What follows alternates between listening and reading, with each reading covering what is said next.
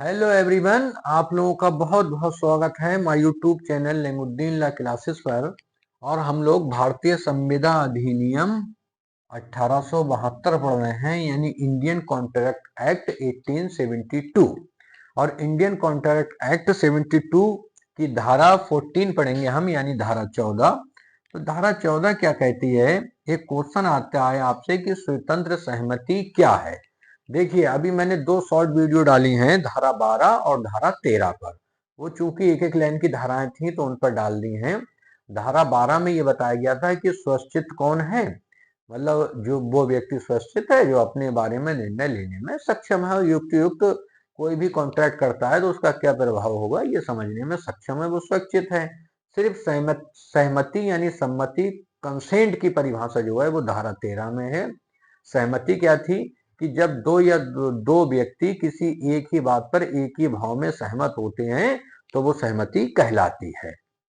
लेकिन धारा 14 कहानी को बदल देती है और वो ये बताती है कि स्वतंत्र सहमति क्या है। ये शॉर्ट वीडियो और ये इस तरह की वीडियो मैं इसलिए बना रहा हूँ क्योंकि एलएलबी के पेपर में भी अब शॉर्ट क्वेश्चन आने लगे हैं। और आपको सिर्फ एलएलबी तक ही नहीं रुकना है। एलएलबी के बाद जब आप पीसीएसजे की भर्ती की मतलब तैयारी करेंगे और उसका पेपर देंगे, तब ये प्री और मुख्य परीक्षा और इंटरव्यू में बड़ा महत्वपूर्ण क्वेश्चन रहेंगे।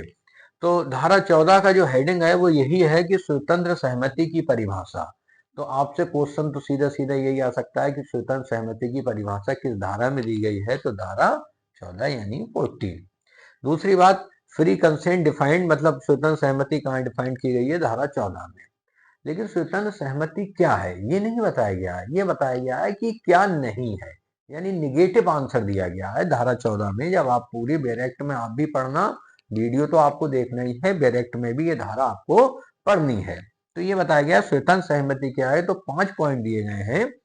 पहले ये है, इन पॉइंटों पर सारी वीडियो आपको मिलेंगी। जो 5 पॉइंट ये दिए गए हैं, 1 2 3 4 5, और इन पर आपको सेपरेट वीडियो मिलेंगी क्योंकि एक एक ये पॉइंट महत्वपूर्ण है, इंपॉर्टेंट है। पहला है धारा 15, यानी धारा 15 में परिभाषित प्रपीड़न के द्वारा कारित ना हो। अब ये धारा 15 में हम जानेंगे प्रपीड़न क्या है। एक एक इसकी लॉन्ग वीडियो आपको एक एक की वीडियो मिलेगी। और हाँ, बच्चों को ये दिक्कत आ रही थी, जिन्हें शॉर्ट वीडियो ही आ पा रही थी खुल के यूट्यूब पर, लॉन्ग वीडियो नहीं आ पा रही है। तो जब हमारे आप YouTube channel Nemuddin law classes पर जाएंगे तो दो तरह की वीडियो, दो तरह के आपको लिखे हुए वो मिलेंगे, एक शॉर्ट और एक वीडियो।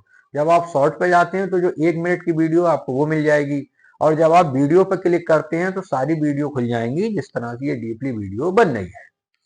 तो जैसे धारा 15 में परिभाषित प्रपीड़न द्वारा ना हो, तो प्रपीड़न क्या होता है? प्रपीड़न ये होता है जो हमारी भारतीय न्याय संहिता में दंडनीय जो भी चीजें हैं वो प्रपीड़न है।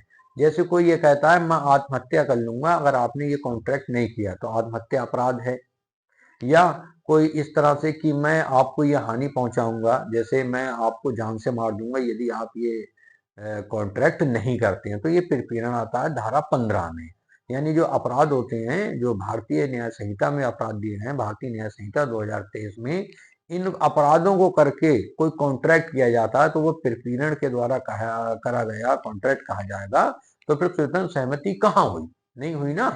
दूसरा ये है धारा 16, असम्यक असर। तो कुछ लोगों का असम्यक असर होता है, जैसे डॉक्टर हैं आजकल, तो जो लोग बाबा हैं इनका असम्यक असर बहुत होता है। तो ये असम्यक असर में माँ बाप का भी अपने बच्चों पर होता है, और प्रेमी प्रेमिकाएं होते हैं उनका एक दूसरे पर असम्यक असर होता है। उस वक्त कोई कॉन्ट्रैक्ट वो करते हैं और ये सिद्ध हो जाता है कि असम्यक असर से है, तो वो स्वतंत्र सहमति नहीं होगी। धारा 17, कपट, यानी धोखा देना। ठीक है, अब धोखे से कोई आपने कॉन्ट्रैक्ट कर लिया तो वो भी कॉन्ट्रैक्ट वैलिड नहीं होगा, यानी उसमें स्वतंत्र सहमति नहीं मानी जाएगी। धारा 18 में दुर्व्यपदेशन। फिर कहा गया है, मतलब 5वें पॉइंट पे, जब भूल द्वारा कार्य सहमति हो तो वो भी स्वतंत्र सहमति नहीं होगी। और कहा गया है जब धारा 20, 21 और 22 के उपबंधों के अध्ययन हो, यानी भूल है लेकिन वो 20, 21 और 22 के उपबंधों के अध्ययन है, तो ऐसी सहमति स्वतंत्र सहमति नहीं कहलाएगी। और फिर ये मैं लास्ट आखिर में आपको बताऊंगा धारा 19।